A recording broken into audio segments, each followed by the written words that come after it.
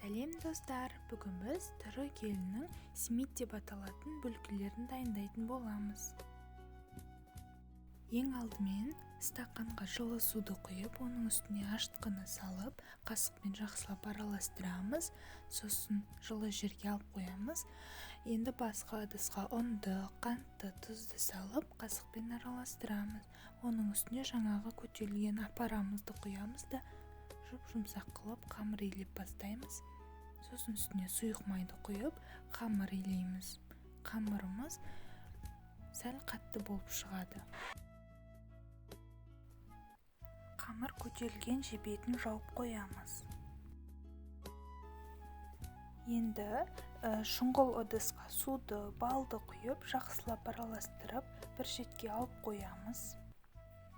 Көтерілген қамырымызды алып, 10 бөлшекке бөліп шығамыз.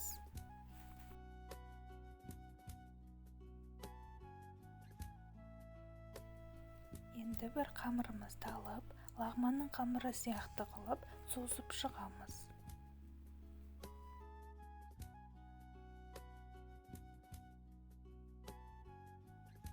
Жіңішке болып созылған қамырымызды алып, теңде екіге бөліп, видеода көрсетілгендей орап шығамыз.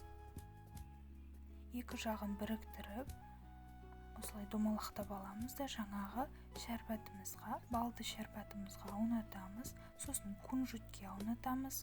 Енді пергаментке қоямыз. Қызып тұрған пеште 180 градуста 20 минут беті қызарғанша пісіріп аламыз. Өте дәмді болып шығады. Астарыңыз